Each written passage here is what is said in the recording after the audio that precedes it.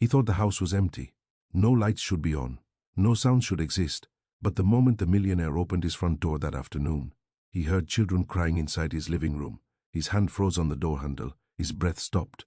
That sound didn't belong in his silent, perfect house, and what he was about to see would change him forever. Before we dive into the topic, don't forget to like the video, subscribe channel, and tell us in the comments where you're watching from. Daniel Cruz was a man who believed feelings were dangerous. They distracted people. They made them weak. And weakness, in his mind, destroyed success. He built his life on control. Every minute planned. Every decision cold and logical. Every morning he woke up before sunrise. Black coffee, no sugar, no talking, no music, just the sound of his own thoughts. His mansion stood at the edge of the city, far from noise, far from people, huge walls, tall gates, perfect silence. That silence was his favorite thing. He owned companies, cars, and expensive suits, but he owned no memories, no family photos, no warm voices calling his name, only empty rooms. Someone cleaned those rooms every day. A woman named Rosa. She came early and left before he returned. At least, that's what he believed. To Daniel, she was just part of the house, like the walls, like the furniture, invisible. He never asked her age, never asked where she lived, never asked if she had children. He thought he didn't care. That afternoon, a meeting ended early. The rain outside slowed traffic. Daniel decided to go home. When he parked in front of his mansion, something felt wrong. The lights were on. He stood there for a moment, staring at the windows. His heart beat faster for no reason he could explain. Inside, the air felt different, not empty, not quiet. Then he heard it, a soft, broken sound, a child trying not to cry, but failing. Daniel's mind searched for an explanation, a mistake, a thief, an animal. But deep inside, another thought appeared. Something human. His shoes echoed on the floor as he walked forward. Each step felt heavier than the last. He had built his life to avoid people, to avoid problems, to avoid pain, and now, pain was waiting for him in his own living room. Rosa had never planned to bring her children into that house. She knew the rules: clean, leave, stay invisible. But that morning, everything had gone wrong. The daycare was closed because of heavy rain. Her neighbor, the only person who sometimes watched the children, was sick, and her landlord had knocked on her door at dawn, asking for money she didn't have. Rosa stood in her tiny room, looking at her two children. Mateo, 8 years old, tried to be brave. Sofia, only 5, burned with fever and could barely stand. Rosa whispered to herself, "Just today, just this one day." She took their small hands and brought them to the only place she felt safe enough to work, the big house she cleaned. Tea every day. She hid them in the living room, far from the windows. She gave them pieces of dry bread and a cup of water. "Please be quiet," she said softly. "If the owner comes, we're in trouble." Mateo nodded. Sofia leaned against the wall, shaking. Rosa worked faster than ever. Her hands scrubbed the floor, but her mind was on her children, on Sofia's hot skin, on the cough that wouldn't stop. Her heart kept saying, "Leave early, go home, take her to a doctor." But her wallet said, "You can't." She remembered her husband, a strong man, a good man. One day he left for work at a construction site. He never came back. An accident, no insurance, no justice, only silence. Since then, Rosa had lived between fear and hope, fear of losing her job, hope that her children would live better than she did. She never complained, never asked for help. She believed suffering should be quiet. Then the door opened. The sound cut through the house like thunder. Rosa froze. Her body went cold. Her hand. "Tia, stop moving." Mateo grabbed her leg. Sofia began to cry. Rosa turned around slowly. Daniel was standing there. His eyes moved from her, to the children, to the thin shoes, to the trembling little body with fever. Time felt heavy. "I'm sorry," Rosa said, before he could speak. Her voice broke. "I had nowhere else to go." She waited for anger, for shouting, for the word fired. Instead, there was silence. And in that silence, everything she had hidden for years was about to come out. Daniel wanted to speak, but no words came out. He had faced angry investors, courtrooms, and broken deals without fear. But the sight in front of him made his chest feel tight. The children didn't move. They stayed behind Rosa, as if she were their only wall against the world. Daniel looked at the little girl. Her face was pale. Her lips were dry. Her breathing was weak and uneven. Something was wrong. "How long has she been like this?" he asked. Rosa lowered her eyes. "Since last night. Did you take her to a doctor?" Rosa shook her head slowly. "I couldn't." Those two words hit him harder than any insult. He looked around his living room. The same room with expensive sofas. The same room where he had hosted business, guests and drank wine. Now it held two hungry children sitting on the floor. "Why didn't you tell me?" he asked. Rosa swallowed. "You never asked." That answer stayed in the air. Daniel felt something move inside him, a memory he had locked away. He saw himself as a child, standing in a cold kitchen, watching his mother count coins on the table, pretending not to cry when there wasn't enough for food. He had forgotten that boy. Or maybe he had buried him under money. He walked closer to Sophia and slowly touched her forehead. She was burning. "She needs a doctor," he said. Rosa nodded, but her face showed fear. "I don't have money." Daniel looked at her hands. They were rough, cracked from years of work, hands that cleaned his house, hands that held her children at night. For the first time, he didn't see a worker. He saw a mother. The house felt different now. The walls didn't look strong, they looked empty. All his success suddenly felt small. "You've been bringing them here before?" he asked quietly. "Only when I had no choice," Rosa said. "I tried to hide them. I didn't want trouble."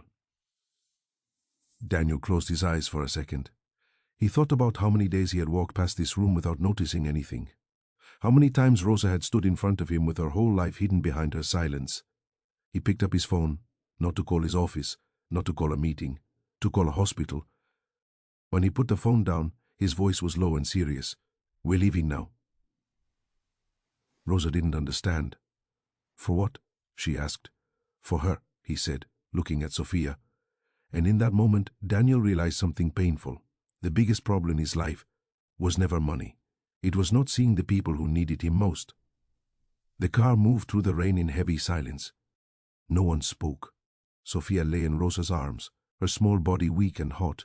Mateo stared at the window, biting his lips so he wouldn't cry. Daniel kept his eyes on the road, but his mind was not there. It was in the past, in a small kitchen, with a tired woman counting coins, with a boy pretending he wasn't hungry. He pushed the memory away and pressed the gas pedal. At the hospital, everything happened fast. White walls, quiet voices, a doctor's serious face. "High fever," the doctor said. "She's dehydrated, but she'll be okay." Those last words hit Rosa like air after drowning. Her knees felt weak. She sat down and covered her face with her hands. "I thought I was going to lose her," she whispered. Daniel stood near the door, holding a paper with numbers on it. The bill, he didn't look at it. He signed it. For the first time in years, money felt like it had a purpose. While Sophia slept, Mateo sat beside her bed. He didn't blink, as if closing his eyes might make her disappear. Daniel watched. At him, a child guarding another child. No phone, no games, only fear and love. Something cracked inside him. He walked out into the hallway and leaned against the wall. His chest felt heavy. He had built buildings, bought cars, won battles in business, but he had lost something much more important. Time. Time to see people. Time to care. He thought about Rosa cleaning his house while worrying about her children, about how she smiled at him every morning like nothing was wrong. How many times had he walked past her without seeing her? That night, Daniel couldn't go home. He stayed in the hospital chair, awake, listening to the soft sounds of machines, watching a little girl breathe. In that quiet, a decision was forming. Not a business decision, a human one. When morning came, Rosa woke up and saw him there. "You stayed?" she asked softly. "Yes," he said. She looked surprised, then embarrassed. "I'm sorry for everything," she said. "For bringing them, for breaking the rules." Daniel shook his head slowly. "No," he said. "I broke something much worse." She didn't understand. "I broke my heart by ignoring you," he continued. "I lived in a house full of space and never noticed how empty it was." Rosa looked down, not knowing what to say. Daniel took a deep breath. "You won't be going back to that tiny room," he said. "And your children won't miss school again because of money." Her eyes filled with tears. "But why?" she asked. Daniel looked through the hospital window at the morning light. "Because yesterday," he said, I came home early and found the part of myself I lost a long time ago. Life did not change in one loud moment. It changed quietly. A week later, Rosa and her children moved into a small apartment near the school. It wasn't big, but it had warm walls and windows that let the sun in. Matteo got a new backpack.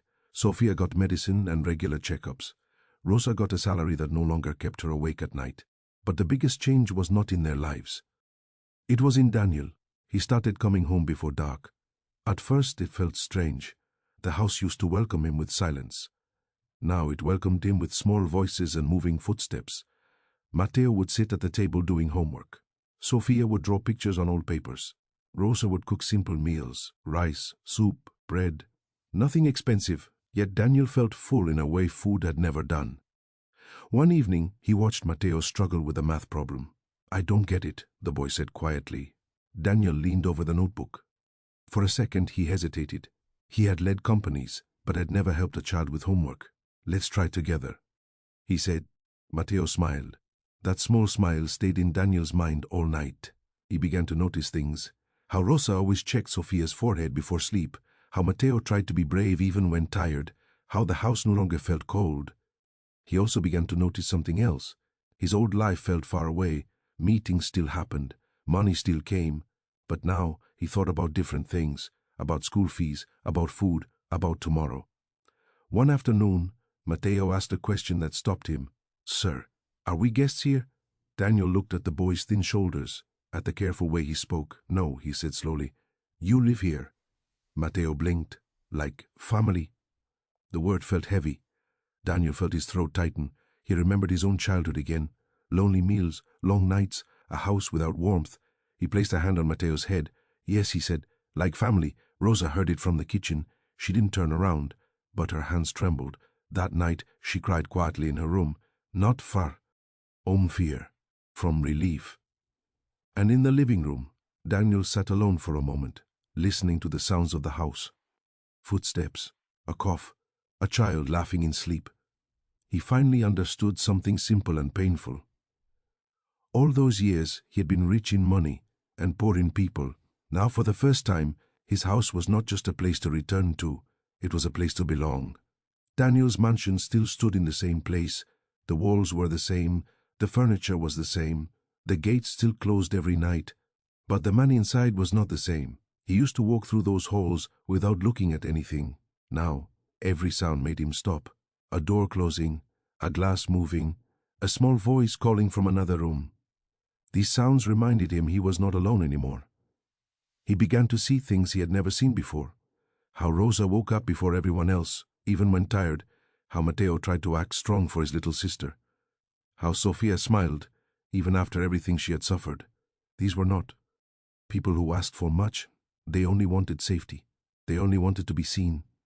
One evening, Daniel sat alone in the living room after everyone had gone to sleep.